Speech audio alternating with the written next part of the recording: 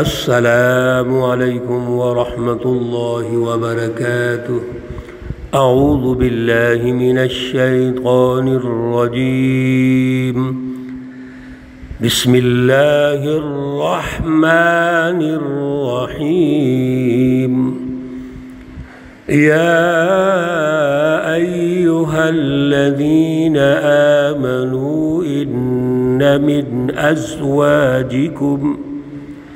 ان من أزواجكم وأولادكم عدوا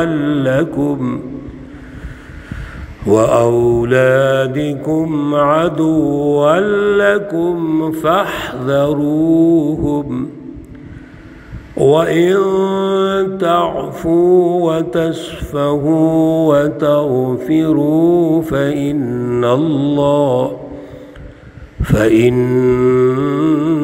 اللہ غفور رحیم۔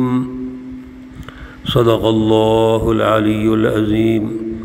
اللہم صلی علی سیدنا ومولانا محمد النبی الامی وعلی آلہ واصحابہ وبارک وسلم وصلی علیہ۔ معزز سامعین و سامعات، پارہ نمبر 28 سورۃ التغابن، آیات مقدسہ 14 اور 15 ہیں۔ اللہ رب العزت ان آیات کا فہم اور شعور عطا فرمائیں اور عمل کی توفیق اور صلاحیت عطا فرمائیں۔ میرے عزیزو، بہت اہم آیات ہیں۔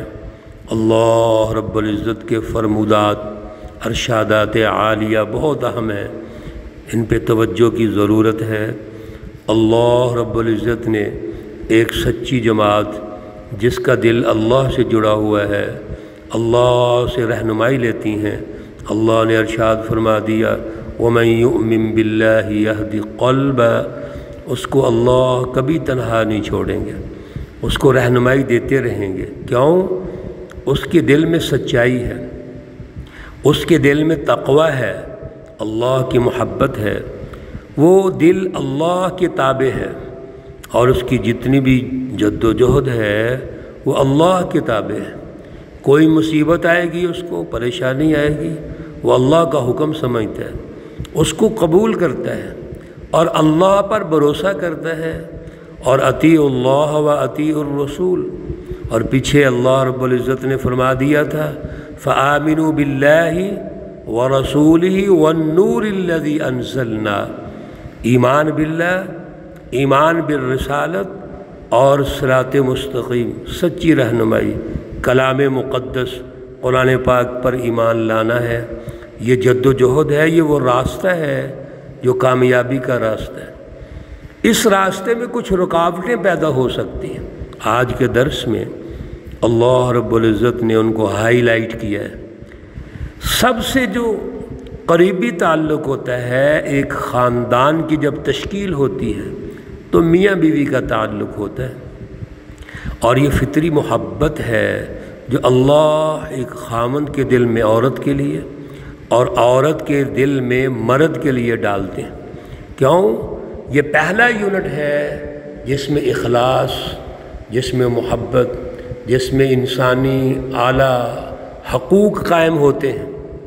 اور پھر اس میاں بیوی سے جو سلسلہ چلتا ہے وہ اولاد کا سلسلہ ہوتا ہے، اور اولاد سے جو محبت ہے وہ بھی فطری ہے، وہ بھی اللہ کی طرف سے ہے۔ اب جس وقت کوئی بھی سچی جماعت جد و جہد کرتی ہے، جو ایمان باللہ رکھتے ہیں، جو ایمان بالرسالت رکھتے ہیں، قرآن پاک کلام مقدس پر ایمان ہے اور دین کو غالب کرنا چاہتے ہیں، تو سب سے پہلے جس رشتے کا امتحان ہے وہ بیوی ہے، اور بیوی کے لیے خامد ہے۔ اسی طرح ماں باپ کے لیے اولاد ہے، اولاد کے لیے ماں باپ ہے۔ چنانچہ اللہ فرماتے ہیں یا ایہا الذین آمنوا، اے ایمان والو، ان من ازواجکم، بے شک تمہاری بعض بیویاں، یہ جو من ہے اس کا معنی ہے بعض، یہ من تبعیضیہ ہے، اس کا معنی بعض کرتے ہیں، بعض تمہاری بیویوں میں سے، اور خامد بھی اس کا معنی ہو سکتا ہے، خامدوں کے لیے بیویاں اور بیویوں کے لیے بعض خامد، وَأَوْلَادِكُمْ اور تمہاری اولاد، عَدُوًّا لَكُمْ تمہارے دشمن ہیں۔ وہ بیویاں جو اس سچے راستے میں رکاوٹ پیدا کر سکتی ہیں، کیونکہ بیوی سے محبت ہے، ضروری ہے، فطری ہے۔ اب یہ محبت، یہ تعلق اگر انسان کو اعلیٰ مشن سے روکتا ہے تو وہ اس کا سب سے بڑا دشمن بن جائے گا۔ اسی طرح اولاد سے بڑا تعلق اور محبت ہے، اور اگر یہ محبت جو اولاد کی ہے یہ رکاوٹیں پیدا کر دے، اولاد اور بیوی بچوں سے اتنی محبت ہو جائے کہ انسان اعلیٰ مشن سے پیچھے آ جائے، اعلیٰ نظریہ چھوڑ دے، اعلیٰ جدوجہد چھوڑ دے، کیونکہ ان کی محبت غالب ہے، تو یہ دشمن بن جائیں گے۔ اس لیے اللہ رب العزت نے اس میں بیلنس کا حکم دیا ہے۔ وہ کیا ہے؟ فَاحْذَرُوهُمْ، پس تم ان سے بچتے رہو، بیلنس قائم کرو۔ ان سے جو محبت ہے وہ فطری ہے، ہونی چاہیے، لیکن وہ محبت ہمارے مشن پر غالب نہیں آنی چاہیے۔ کوئی اولاد، کوئی بیوی یا کسی بیوی کے لیے خامن اگر اللہ کے حکموں کے مقابلے میں ہے، رسول اللہ صلی اللہ علیہ وسلم کی جد و جہد کے مقابلے میں ہے، تو وہ آپ کے دشمن ہیں۔ ان سے بچو، ان سے دور رہو، مطلب بیلنس قائم کرو، اعتدال قائم کرو، ان کے حقوق بھی پورے کرو، ان کی ضروریات بھی پوری کرو، اور ان کی جائز خواہشات بھی پوری کرو، لیکن وہ آپ کے تابع ہونے چاہیے۔ رسول اللہ صلی اللہ علیہ وسلم اتنی عظیم ہستی ہیں، لیکن بیویوں نے تھوڑی سی بات کی، دنیا داری کی بات کی، اللہ کو ناگوار گزری، ناپسند ہو گئی۔ ازواج کا یہ مطالبہ تھا کہ جس طرح اور حکمرانوں کی بیویاں ہیں اور کچھ اہم سہولیات ان کو ملتی ہیں، بلکہ ان کو تو تعیشات ہوتی ہیں، ہمیں بھی سہولتیں ملنی چاہیے۔ جب یہ بات رسول اللہ صلی اللہ علیہ وسلم تک پہنچی، آپ کو اچھا نہیں لگا، اللہ رب العزت کو بھی اچھا نہیں لگا۔ سورۃ الاحزاب میں مکمل تذکرہ ہے اس کا۔ وہ بیوی جو تعیشات، ضروریات کو تعیشات میں تبدیل کر کے، یا اپنے خامند کے جو مالی وسائل ہیں ان سے آگے بڑھ کے اس کو تنگ کرتی ہے، اور بالخصوص اس کا جو مشن ہے، جد و جہد ہے، اس میں رکاوٹ ڈالتی ہے، اس سے بڑی دشمن کون ہو سکتا ہے؟ کیوں؟ خاندانی طور پر خامند کو سہولت چاہیے، اس نے باہر نکلنا ہے، اس نے محنت کرنی ہے، جد و جہد کرنی ہے، اس کو تعاون چاہیے، اس کے بچے ہیں، اور تعاون تو بیوی نے کرنا ہے۔ بیوی نے اس اعلیٰ مشن کے لیے، اس کے لیے سہولتیں پیدا کرنی ہے، اس کے بچوں کو سنبھالنا ہے۔ میرے عزیزو، وہ خواتین، وہ اعلیٰ ترین خواتین ہیں جو اعلیٰ مشن میں قربانیاں دیتی ہیں، اپنے خامدوں کے ساتھ سچی جماعت کے ساتھ چلتی ہیں، وہ اعلیٰ ترین ہیں۔ وہ خواتین رسول اللہ صلی اللہ علیہ وسلم کی نظر میں الجنت تحت اقدام الامہات، یہ وہ ماں ہے جس کے قدموں کے نیچے جنت ہے۔ اس لیے اولاد، بیوی اور بیوی کے لیے خامد، فاحذروہم، اعتدال پیدا کرو، ان سے بچو۔ اور اگر کسی موقع پر بیوی کا رویہ اچھا نہ ہو، بچوں کا رویہ اچھا نہ ہو، یعنی کچھ ضروریات، کچھ مطالبات، کچھ چیزیں ہو سکتی ہیں، تو پھر کیا انتہا پسند ہو جانا چاہیے؟ نہیں۔ اللہ فرماتے ہیں وَإِن تَعْفُوا، اگر ایسے حالات پیدا ہو جائیں تو معاف کرو، وَتَصْفَحُوا اور درگزر کرو، وَتَغْفِرُوا اور بخش دو، فَإِنَّ اللَّهَ غَفُورٌ رَحِيمٌ پس بے شک اللہ رب العزت بخشنے والے ہیں، مہربان ہیں، رحم فرمانے والے ہیں۔ اللہ نے اپنی مثال دی ہے۔ میرے عزیزو، ہمارا جو اللہ سے تعلق ہے اور اللہ رب العزت کا جو مطالبہ ہے کہ جس طرح ہم نے دنیا میں زندگی بسر کرنی ہے، کیا ہم اسی طرح کرتے ہیں؟ ہم سے کمزوریاں نہیں ہوتی، ہم سے کوتاہیاں نہیں ہوتی، ہو جاتا ہے۔ جب اللہ معاف کرتے ہیں تو وہی صفت والدین میں ہونی چاہیے، ماں باپ میں ہونی چاہیے کہ وہ بھی اپنے بچوں کو معاف کریں، درگزر فرمائیں۔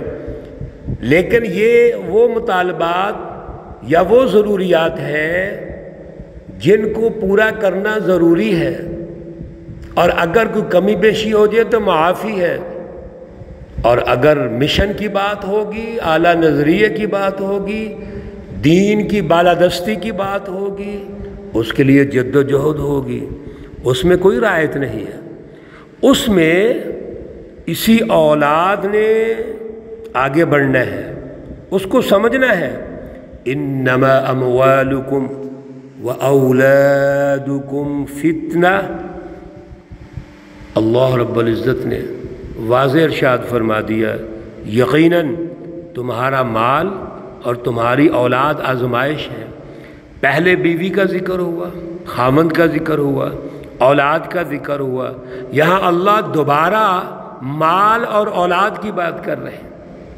مال کی محبت اور اولاد کی محبت، یہ اس کا مطلب ہے، بہت اہم ہے۔ یہ دونوں چیزیں آپ کے لیے آزمائش ہے، اس سے جانچ پیدا ہوتی ہے، پرکھ پیدا ہوتی ہے کہ کیا ہم مال سے محبت کرتے ہیں یا مشن سے محبت کرتے ہیں۔ کیا مال ہمارے اوپر سوار ہے، ہماری جو نکیل ہے وہ مال کے پاس ہے یا اولاد کے پاس ہے، یا مال اور اولاد اور بیوی بچے جو ہیں ان کی نکیل ہمارے پاس ہے، ہم جیسے چاہیں استعمال کریں۔ اگر ہماری نکیل مال کے پاس ہو جائے گی، یہ تو سرمایہ پرستی ہے، ہمیں تو مال ہر جگہ استعمال کرے گا، گدھوں کی طرح زندگی بسر کریں گے، حیوانی زندگی ہو جائے گی۔ اور اگر ہم مال کو ضرورت سمجھیں گے، میانہ روی سمجھیں گے، اور اللہ کے دین کی بالادستی کے لیے جو جد و جہد کریں گے، اس میں خرچ کریں گے، تو یہ مال ضرورت ہے، یہ ہمارے تابع ہے، اولاد بھی یہی ہے۔ لہذا اسی لیے اللہ رب العزت نے ارشاد فرما دیا، انما یقیناً اموالکم و اولادکم فتنہ، تمہارے مال اور تمہاری اولاد آزمائش ہیں۔ اور اگر آپ غور کریں گے تو جو اعلیٰ ایمان ہے، اللہ پر توکل ہے، اطیعوا اللہ و اطیعوا الرسول ہے، واللہ عندہ اجر عظیم، اس میں بہت بڑا اجر ہے۔ اللہ نے بہت بڑا اجر رکھا ہوا ہے۔ کیا اجر ہے؟ دنیا میں غلبہ، دنیا میں امن و امان، عدل کے نظام کا قیام، اور آخرت میں جنت، اور خالدین فیہا ابدا، وہ اس میں ہمیشہ رہیں گے۔ اللہ رب العزت ہمیں اعلیٰ شعور اور اعلیٰ فہم عطا فرمائے۔ اللہ رب العزت تمام بیماروں کو شفائے کاملہ عاجلہ مستمرہ عطا فرمائے۔ اللہ رب العزت تمام مرحومین و مرحومات کو جنت الفردوس میں اعلیٰ مقام عطا فرمائے۔ ربنا تقبل منا إنك أنت السميع العليم وتب علينا إنك أنت التواب الرحيم، وصلى الله تعالى على النبي الأمي محمد وعلى آله وأصحابه أجمعين برحمتك يا أرحم الراحمين۔ السلام عليكم ورحمة الله وبركاته۔